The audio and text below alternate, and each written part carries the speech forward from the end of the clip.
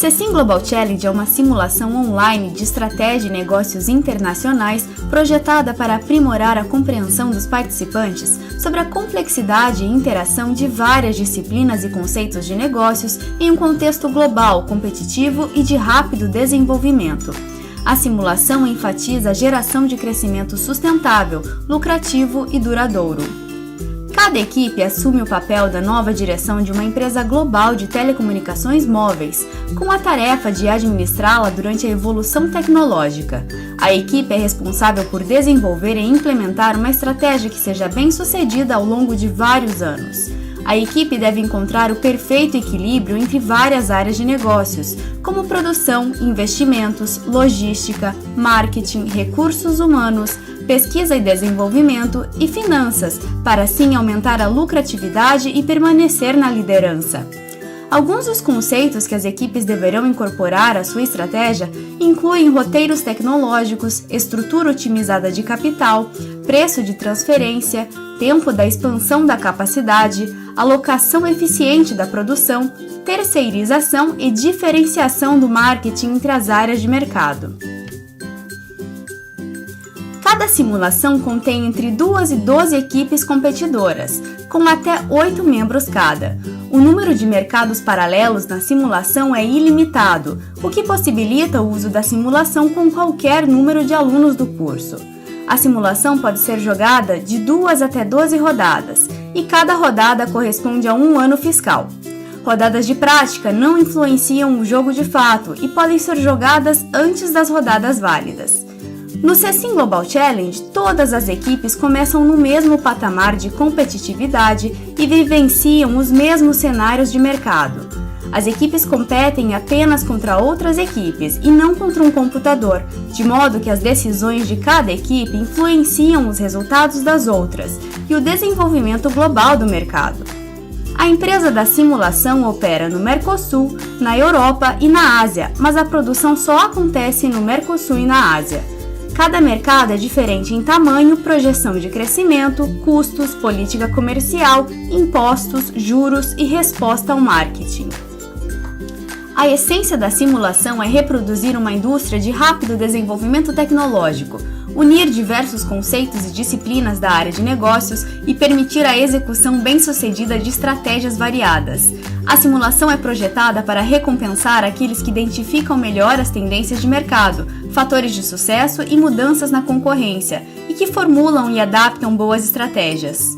Os principais objetivos de aprendizado da simulação são: promover a consciência dos participantes sobre a complexidade do funcionamento de empresas internacionais do ponto de vista da gestão global e estratégica. Desenvolver habilidades para identificar e analisar as principais variáveis organizacionais e ambientais, nacional e internacionalmente, que podem influenciar a empresa como um todo. Aprimorar o processo de tomada de decisões baseada em fatos e esclarecer as implicações financeiras das decisões administrativas ao unir essas decisões ao fluxo de caixa e desempenho financeiro. Proporcionar experiência prática de trabalho em equipe e solução de problemas, e estimular a competitividade em mercados de desenvolvimento dinâmico. A interface do usuário do CECIM Global Challenge é estruturada da seguinte forma: Início. A página inicial contém informações gerais sobre o curso e a equipe, além de prazos e outras informações básicas. Decisões. Todas as decisões são tomadas na seção Decisões. Resultados. Os resultados são disponibilizados nesta seção imediatamente após o fim de cada rodada e podem ser baixados no formato Excel.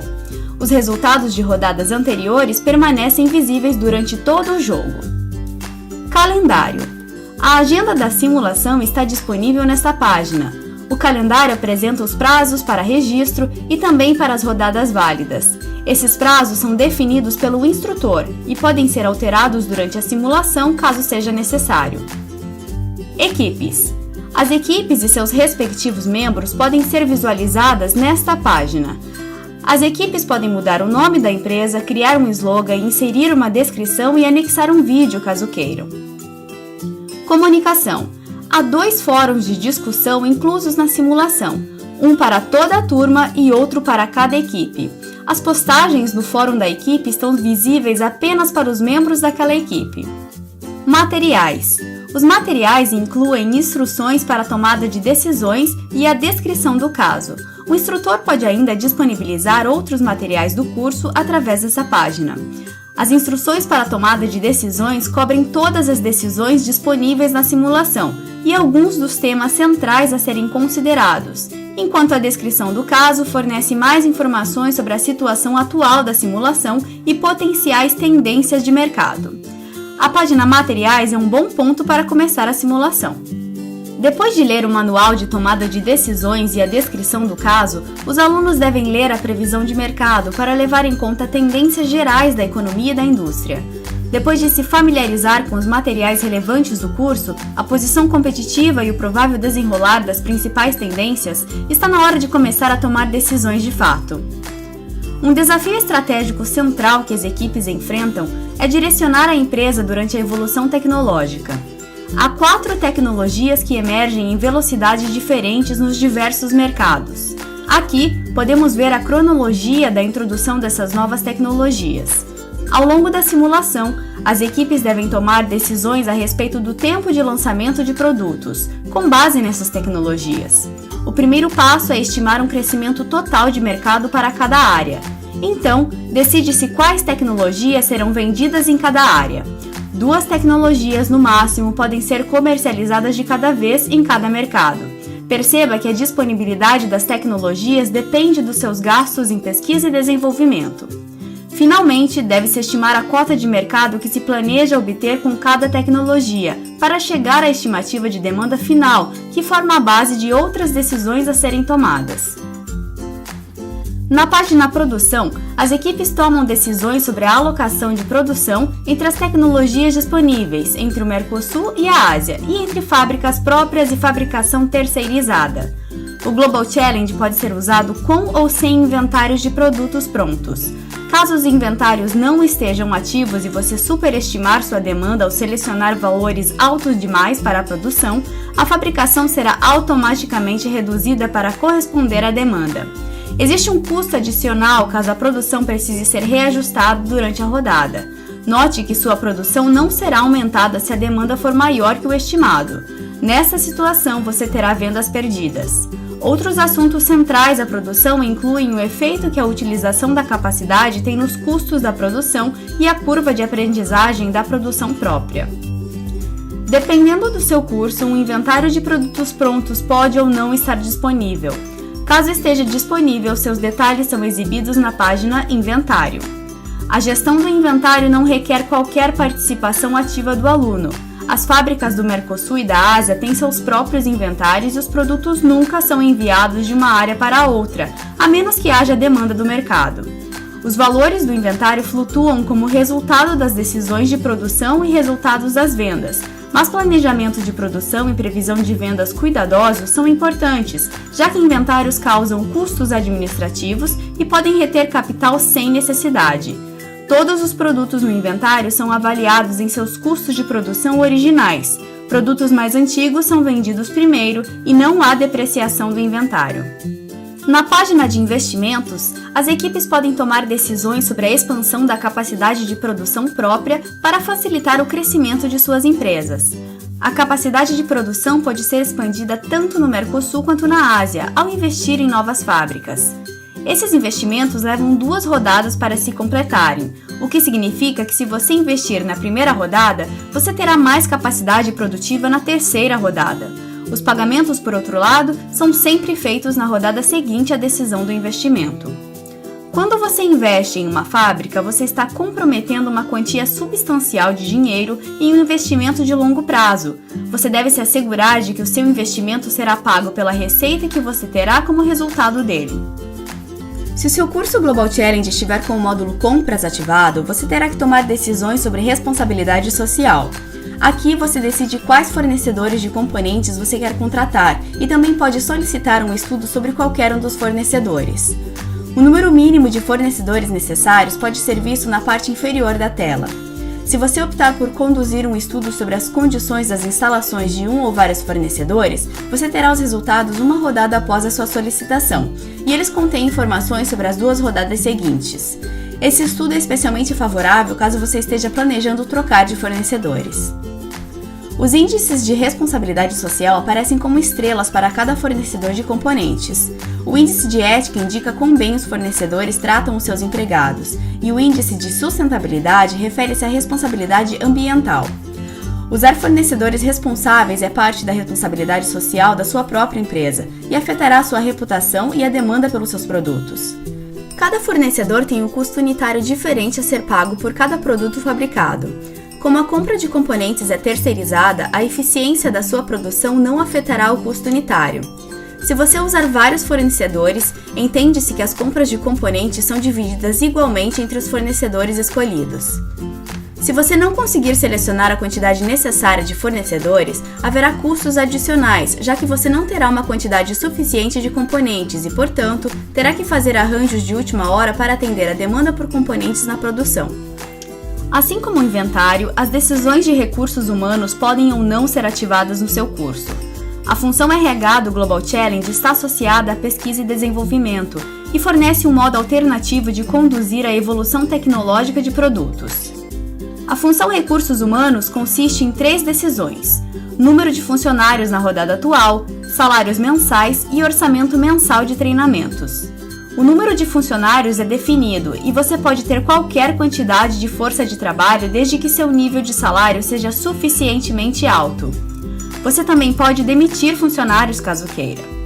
Custos com recursos humanos incluem salário, treinamento, recrutamento, demissão e outros custos de pesquisa e desenvolvimento. Todos esses itens estão incluídos no custo de pesquisa e desenvolvimento na demonstração de resultados. Fatores-chave para serem considerados em recursos humanos incluem rotatividade de funcionários e eficiência. Salário, treinamento, sucesso da empresa e bom uso do tempo dos funcionários afetam a taxa de rotatividade. O salário também impacta na capacidade de atrair talentos. Gasto cumulativo em treinamento e baixa rotatividade contribuem com altos níveis de eficiência dos funcionários. Na página de pesquisa e desenvolvimento, as equipes investem no desenvolvimento interno de produtos e na compra de licenças de tecnologia. P&D próprio tem um atraso de um período até que as tecnologias e funções estejam disponíveis para a produção. Por outro lado, compras de licenças ficam disponíveis imediatamente. Licenças compradas e P&D próprio são formas tanto substituíveis quanto complementares de gerar competência, o que significa que você pode investir primeiro em P&D próprio e depois decidir comprar uma licença, para então melhorar ainda mais a sua tecnologia com P&D próprio novamente. Você pode usar qualquer combinação dos dois para alcançar o nível desejado de tecnologias e funções dos aparelhos. Se o seu curso tiver o módulo de recursos humanos ativado, o desenvolvimento interno se refere a jornadas de trabalho ao invés de dinheiro. O desenvolvimento funcionará da mesma forma que com dinheiro, mas nesse caso você deve alinhar suas decisões de desenvolvimento de produtos com as decisões de recursos humanos. Isso quer dizer que o esforço de desenvolvimento necessário varia de acordo com seu nível de eficiência, e os custos finais de desenvolvimento também dependem do salário e de outras decisões de RH. Investimentos em P&D são estratégicos por definição, e é difícil aplicar cálculos financeiros precisos sobre eles. Na melhor das hipóteses, esses cálculos incluem várias suposições e incertezas. Contudo, ao considerar investimentos em novas tecnologias para aparelhos, você deve ponderar quantas unidades você deve vender para recuperar o dinheiro gasto em desenvolvimento.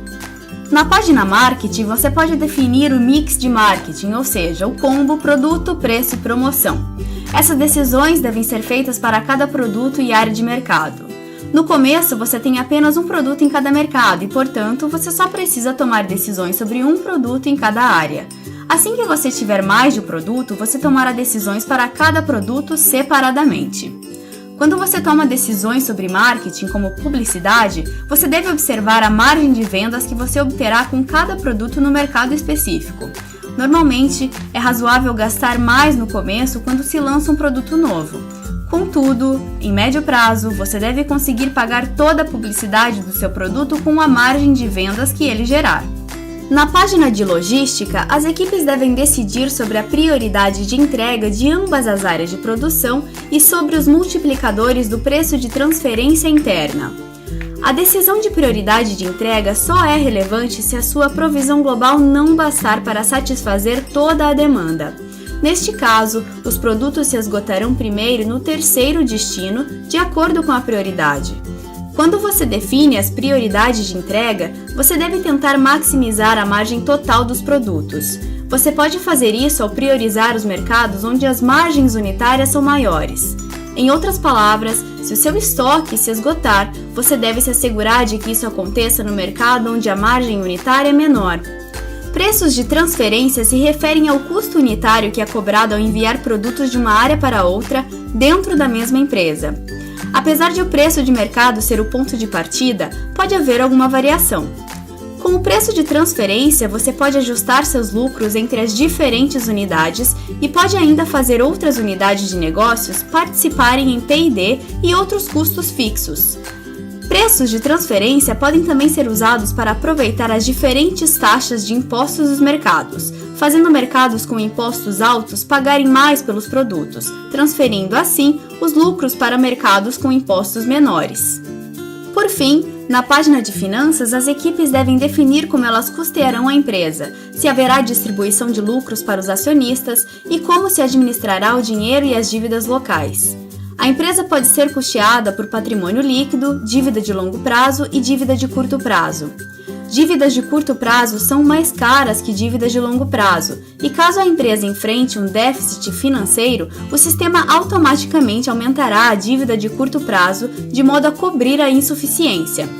Previsões precisas ajudam a minimizar o uso de dívida de curto prazo. Patrimônio líquido é sempre a forma mais cara de custeamento, porém reduz os riscos associados à falência. Frequentemente, a estrutura de capital ideal inclui aproximadamente 50% de patrimônio líquido, já que isso minimiza o custo médio ponderado do capital e maximiza o valor da empresa. Os lucros podem ser distribuídos para os acionistas como dividendos ou recompensas de ações. Normalmente, as empresas tendem a se esforçar para manter dividendos estáveis, que não flutuem ao longo dos anos.